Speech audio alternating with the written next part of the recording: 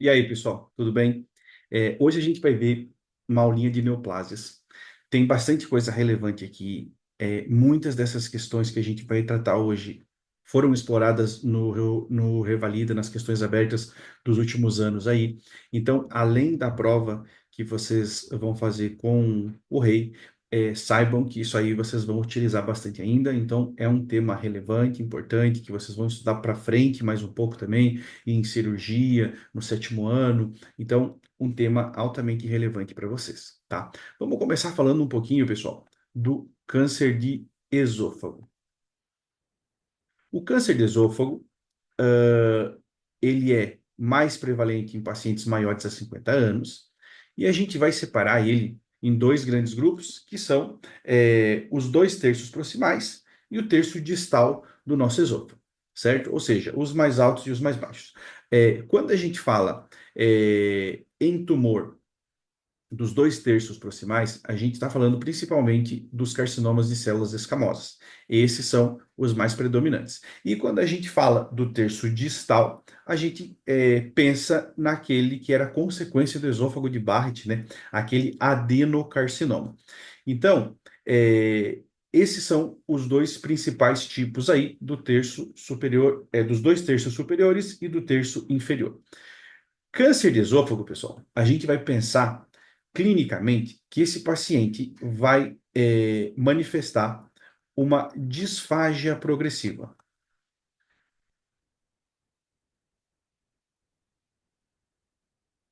E, somado a isso, perca de peso, já que ele tem disfagia, certo?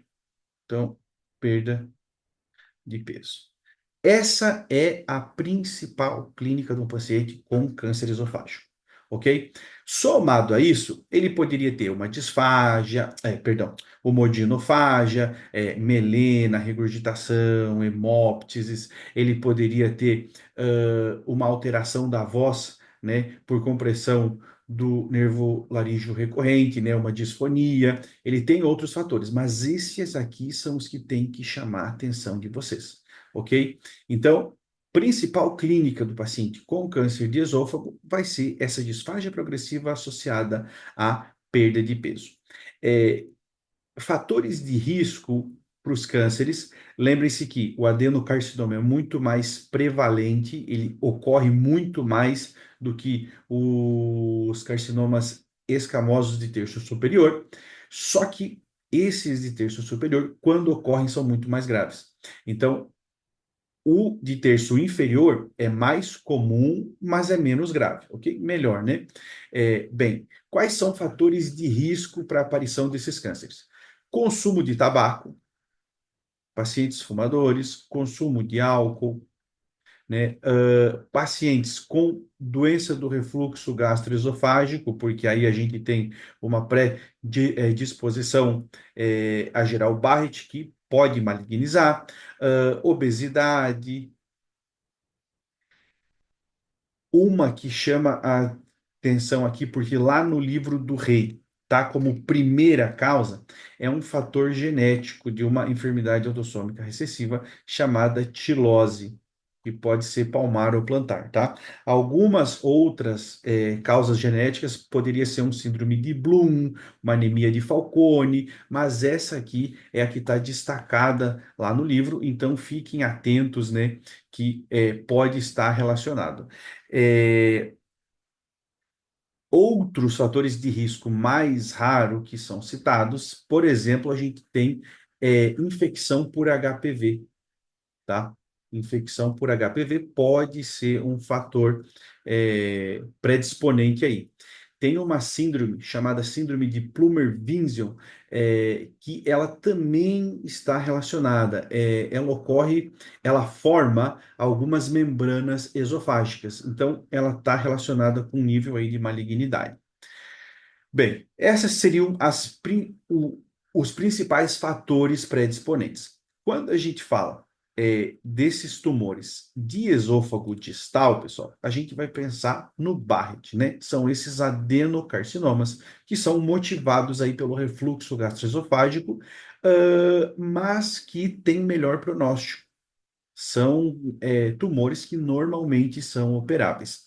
Esses de terço médio e superior, o mais comum é o carcinoma epidermoide, né? Que a gente vai ter uma imagem mais ou menos assim. Olha o nível de agressividade, certo?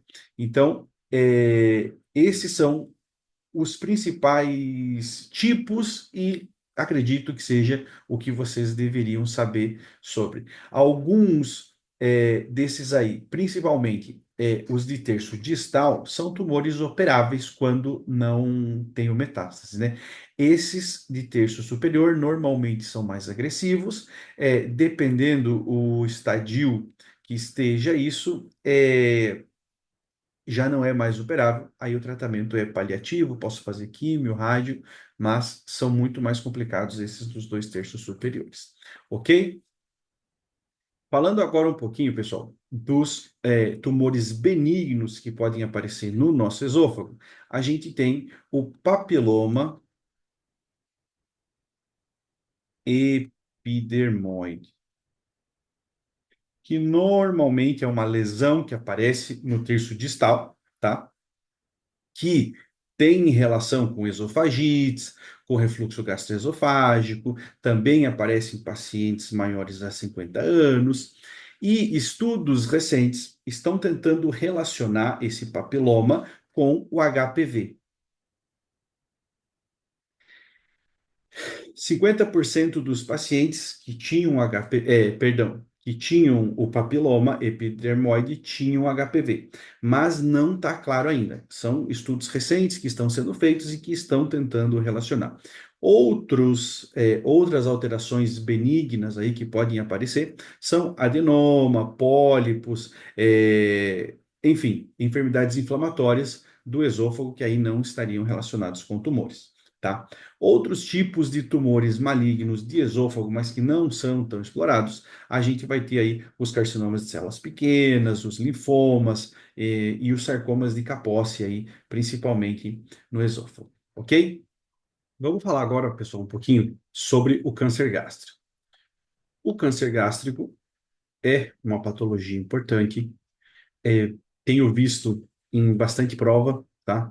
Caiu recentemente uma questão aberta no Revalida sobre isso. E eu tenho aqui uma imagem para vocês. Aqui tenho um câncer ulcerado, uma parede bem edematizada aqui ao redor, uma zona bem inflamatória. A etiologia do câncer gástrico, pessoal, ela é multifatorial, tá? Está bastante relacionada com a presença do H. pylori, por exemplo, com gastrites, com gastrites, gastrites autoimunes também, com anemia perniciosa, antecedente familiar é um fator predisponente muito importante, uma série de coisas. O rei, no livro, traz que alguns países ali que têm costume de comer carne de peixe defumada, Japão, Colômbia, Rússia, Chile, enfim, esses países acabam apresentando mais casos porque estão relacionados com a dieta. Para a literatura brasileira, isso não é tão válido, eles falam inclusive ao contrário, que a dieta não tem relação com a aparição de câncer gástrico. Outros fatores mais importantes que isso são esses que a gente acabou de comentar, o consumo de álcool, o consumo de tabaco, isso tudo é muito relevante. Mas, para a prova, saibam que o rei classifica isso, por exemplo, esses fatores dietários e alguns fatores ambientais também, como por exemplo, trabalhadores em mina de carvão, que lidam com níquel, que comem muito nitrato ou alimentos em conserva. Tudo isso ele considera para a prova, então levem em conta quando vocês estiverem fazendo a prova do rei, tá? O tipo histológico mais comum, mais predominante desse tipo de tumor gástrico aqui vai ser o adenocarcinoma, pessoal. O adenocarcinoma que ultrapassa os 95% dos tumores gástricos. É, Clinicamente, esse paciente vai se manifestar com um síndrome dispépsico, tá? Então, ele vai ter uma saciedade precoce, uma dor epigástrica, pode ter uma anemia ferropênica aí pela perda crônica contínua de sangue, pode ter hemorragia digestiva alta, pode ter uma hematemeses e tal. A clínica característica vai ser dor abdominal, perca de peso, dispepsia, esse tipo de coisa. Ele é um câncer que demora a se manifestar devido ao tamanho que ele tem ali para a proliferação e que talvez nos estadios iniciais seja mais levado como uma gastrite. Ele Antes de você começar a fazer qualquer tratamento, você vai pensar que pode ser um Helicobacter pylori. Então, é, normalmente esses casos têm uma evolução um pouquinho mais complicada, que pode se complicar com metástase, por exemplo, para cérebro, para osso, pulmão. Então, são algumas complicações aí que podem aparecer no câncer. Como que eu vou estudar um câncer gástrico, pessoal? A forma mais correta e simples é através de uma veda, né? Eu posso visualizar aí o parênquima gástrico e posso tirar biópsias, posso analisar isso aí. Posso fazer um estudo tomográfico também, posso fazer uma ressonância, posso pedir os marcadores séricos muito atentos para isso aqui, pessoal. O CA199, principalmente esse, o CA72.4 e o CEA. Esses são marcadores laboratoriais aí que podem estar aparecendo em um câncer gástrico. Como que você vai tratar esse paciente? Vai depender muito do tamanho e do nível de invasão que esteja esse carcinoma, tá? Então, vou ter que avaliar. Posso fazer uma gastrectomia subtotal, onde a gente faz uma ressecção mais distal do nosso estômago. Pode ser que isso já esteja tomado e eu preciso fazer uma gastrectomia total, aí já tenho muito mais complicação, tenho que fazer uma anastomose esôfago-duodenal, já se complica muito a vida do nosso paciente. E pode ser que eu faça alguma cirurgia paliativa ou somente químio e rádio. Perdão, químio, não tem rádio. Não lembro, pelo menos, de ter rádio para a parte de câncer gástrico. Poderia fazer uma quimioterapia de modo paliativo, ok? Então, sobre câncer gástrico, principalmente isso aqui, pessoal. Depois, a gente vai ter os linfomas gástricos, que também, apesar de em muito menor proporção, aparecem, tá? Os linfomas, a gente tem dois tipos. A gente vai ter os linfomas MALT, que são esses dos linfocitos B da zona marginal, é uma proliferação anômala desses linfocitos que está muito relacionada com o H. pylori. A infecção constante aí gera essa proliferação anômala desses linfocitos B que terminam afetando aí a mucosa gástrica. A clínica vai ser muito parecida com a do câncer gástrico. O paciente vai ter dor no epigastrio com sintomas de dispepsia, certo? Então, clinicamente se manifesta muito parecido.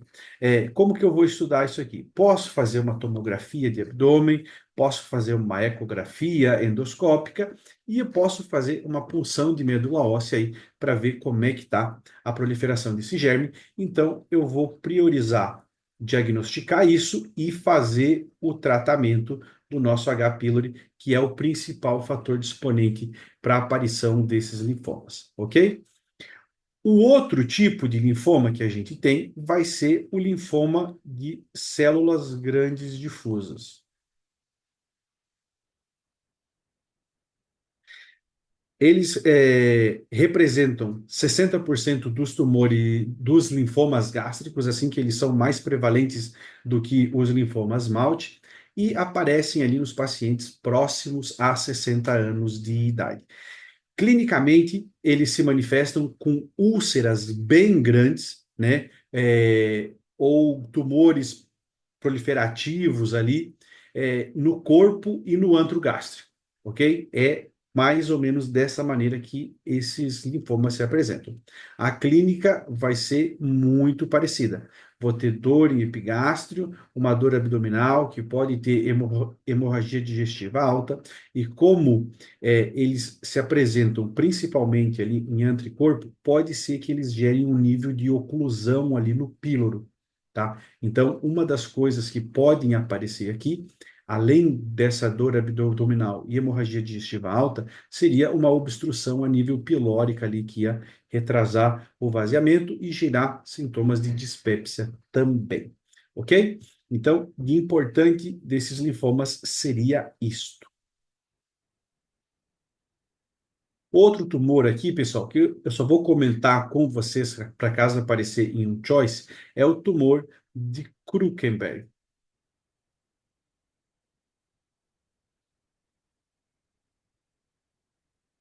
O tumor de Krukenberg, ele é um tumor, pessoal, e, na verdade, ele é uma metástase que ocorre nos ovários por tumores que são provenientes aí do tubo digestivo, tá? A maioria esmagadora deles vão ser adenocarcinoma gástrico, que vão metastizar e terminam afetando ali os ovários, mas poderiam ser de cólon, de pâncreas, de outros lugares também, mas principalmente de adenocarcinoma gástrico, que vão gerar uma metástase a nível dos ovários, e isso eu chamo de tumor de Krukenberg.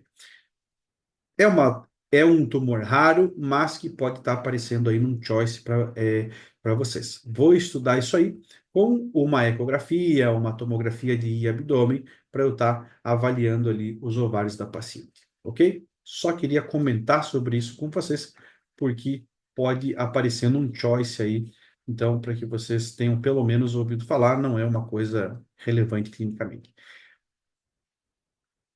Vamos falar agora um pouquinho do câncer de pâncreas, pessoal. Esse câncer aparece em pacientes principalmente maiores a 65 anos. Ele está relacionado com pacientes que tiveram diabetes tipo 1, trabalhadores de minas de carvão,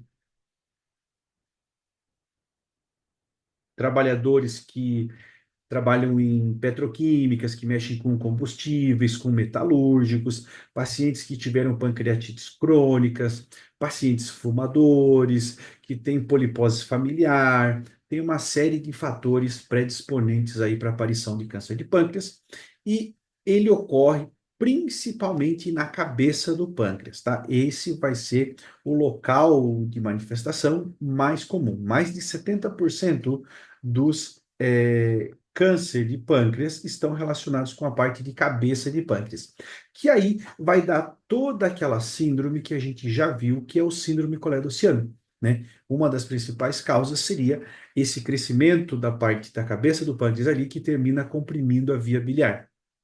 Então, o paciente ia ter uma icterícia, predomínio de bilirrubina direta, colúria, acólia. A colúria é aquela mais escura de color caoba, né? A gente poderia chamar ela de hipercolúria.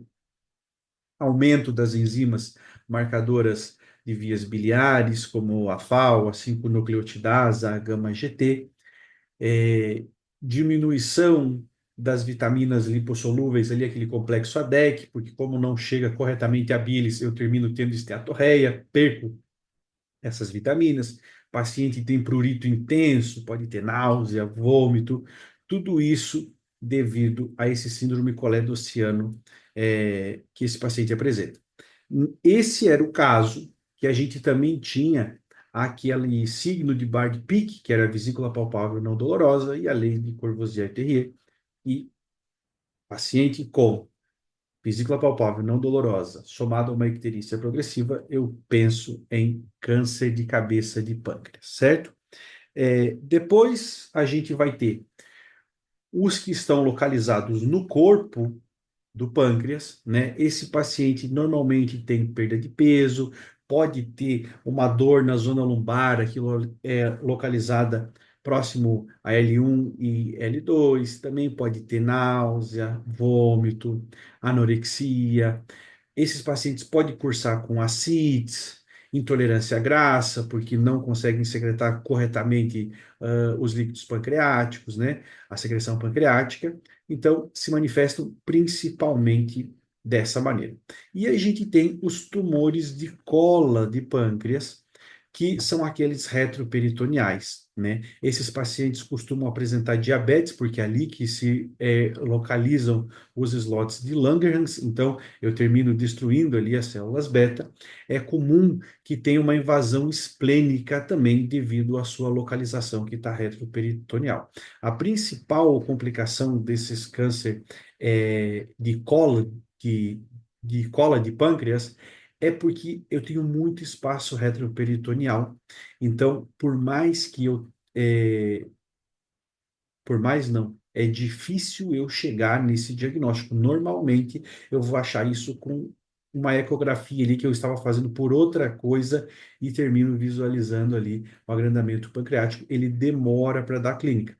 Foi o tipo de câncer aí que matou é, o dono da Apple lá, o Steve Jobs, que tinha todos os recursos do mundo e que não conseguiu solucionar o problema porque é complicado, certo? É, é muito tardio que você descobre esse tipo de câncer. As complicações são as metástases, né, que podem ir para fígado, pulmão, peritoneu, duodeno, suprarrenal, enfim, eles podem migrar aí para uma ampla variedade de lugares.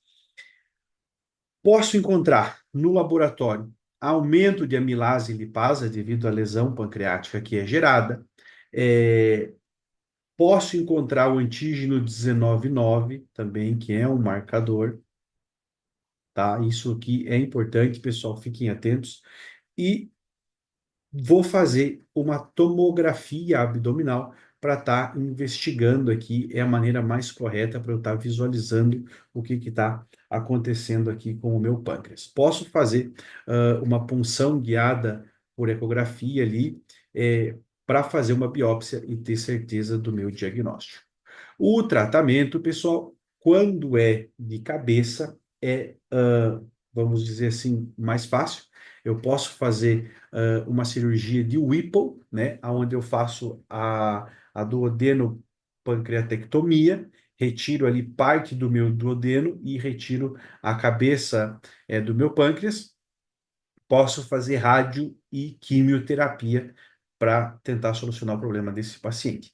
Normalmente, os de cola são de difícil operação, porque quando é descoberto já está muito avançado, o tratamento já é paliativo, já não tem muito mais o que se fazer. Tá bom? Então, o que é relevante de câncer de pâncreas, eu acredito que seja isso aqui.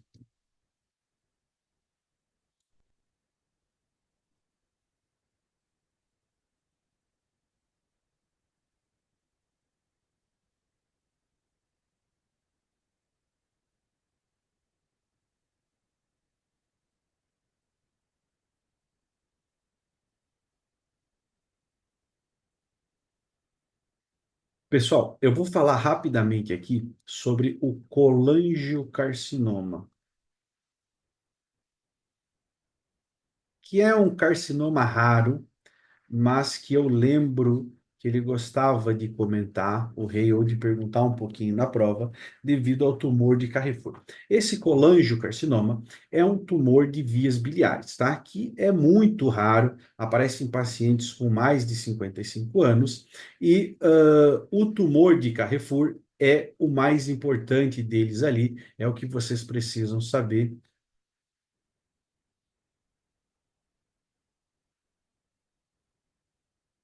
Ele é, ele vai ocorrer, pessoal, ali na união entre os condutos hepáticos. Por isso que ele é chamado de tumor de Carrefour, tá? Essa é a informação que eu queria que vocês tivessem, porque pode ser que ele pergunte isso aqui no Choice. É muito raro, não tem tanta relevância.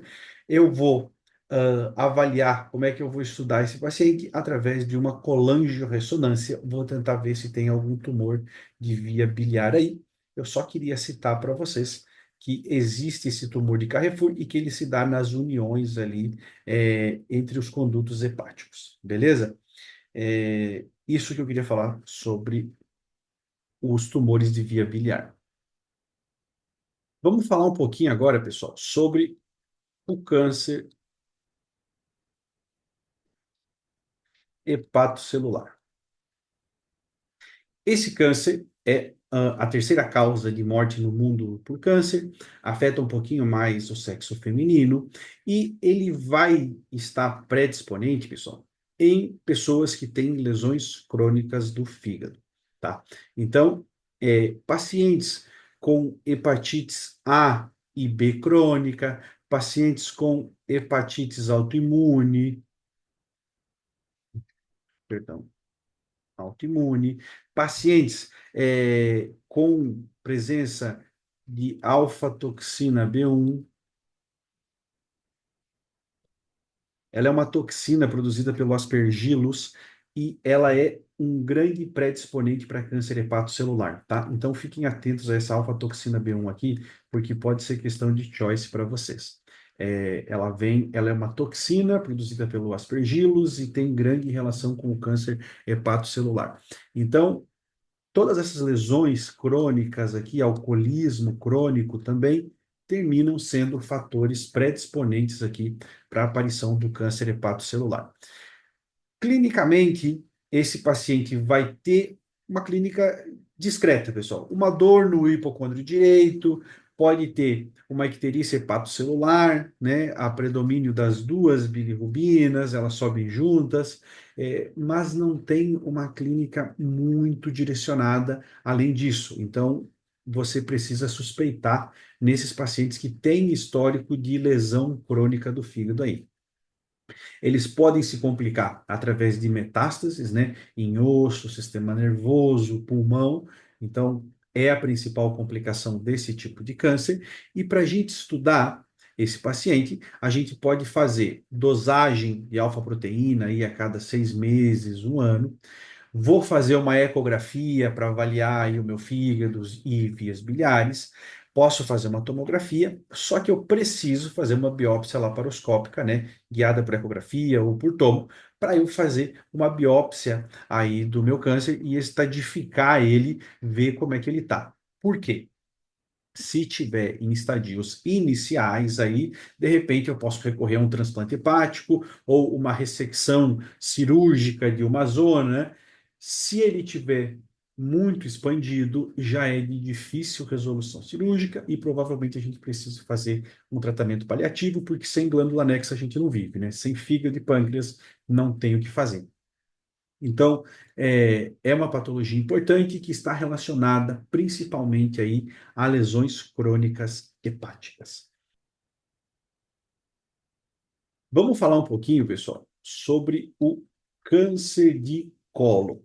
O câncer de colo é uma patologia que vem crescendo mundialmente a incidência, por alguns motivos que eu já vou explicar para vocês, tem aparecido bastante e ele está muito relacionado com a aparição de pólipos intestinais. É por isso que sempre que o paciente faz uma colonoscopia e se encontram pólipos, eles já são ressecados, né?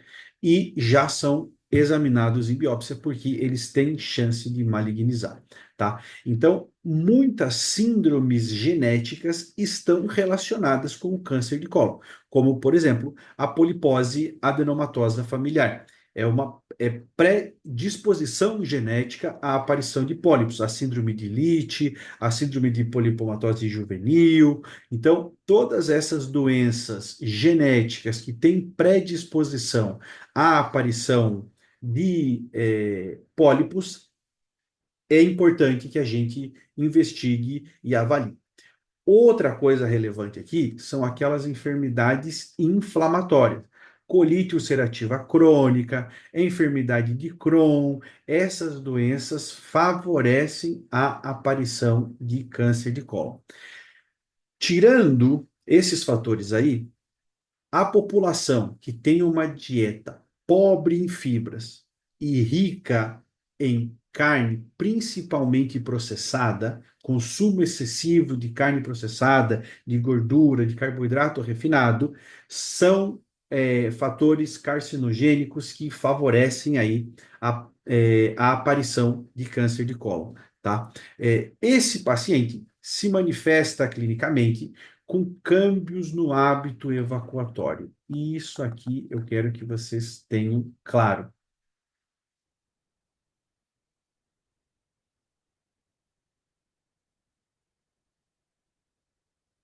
Isso aqui é a primeira coisa que começa a chamar atenção em um paciente com câncer de colo. Mudança no hábito. Ele ia 2 vezes por semana no banheiro. Agora está indo 5, 6. Ou ele ia 5, 6 e agora está indo uma ou duas. Alteração no ritmo defecatório, que pode estar somada aí à proctorrágia, à anemia devido a esse sangrado, a dor abdominal, certo? Então, isso aí pode estar relacionado. Outra coisa que eu quero que vocês tenham muito claro, pessoal, é que se eu tenho um câncer do lado direito no colo ascendente, a minha clínica vai ser normalmente uma constipação, anemia crônica, eu posso palpar uma massa abdominal aqui do lado direito e o meu paciente tem principalmente essas alterações. Quando a localização for no colo descendente, ou ali mais na parte de sigmoide, esse paciente tende a ter tenesmo, pode ter constipação também, mas ele tem uma coisa muito relevante que é as fezes em fita, ele tem o estreitamento das fezes. Pode eliminar muco junto e tal, mas é muito característico o estreitamento das fezes. Então, o paciente com câncer coloretal do lado direito tende a ter massa abdominal, dor hipossilíaca direita, uma massa palpável e pode ter constipação devido à obstrução ali. O do colo descendente normalmente vai ter uma proctorrágia, pode ter uma hematoquexia, mas ele vai ter essas fezes em fita, esse estreitamento da matéria fecal. Para estudar isso aqui, eu posso fazer um tato retal, né, onde eu vou investigar a presença de sangue nas fezes. É comum a gente fazer uma busca anual de sangue oculto em matéria fecal, é, é uma boa forma da gente identificar isso aí. E a partir dos 50 anos, a gente recomenda colonoscopias a cada 3, 5 anos aí para estar investigando. Se o paciente tem parente de primeiro grau que teve câncer de cólon, a gente vai recomendar que ele comece os estudos 10 anos antes do diagnóstico desse parente que foi diagnosticado, certo? Mas tem que ser de primeiro grau.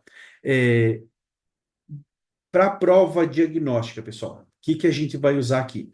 Marcadores tumorais, como o antígeno carcinoembrionário, posso fazer o tato retal, posso fazer colonoscopia, posso fazer tomografia. O mais usado de todos vai ser o toque retal, sangue oculto em matéria fecal e a colonoscopia, que é o mais correto para a gente estar investigando câncer de colo retal, ok? Para tratamento, a gente vai ter que fazer a extirpação desse tumor, né? Vai ter que ser feita uma cirurgia, com margem de segurança. Posso fazer rádio e quimioterapia.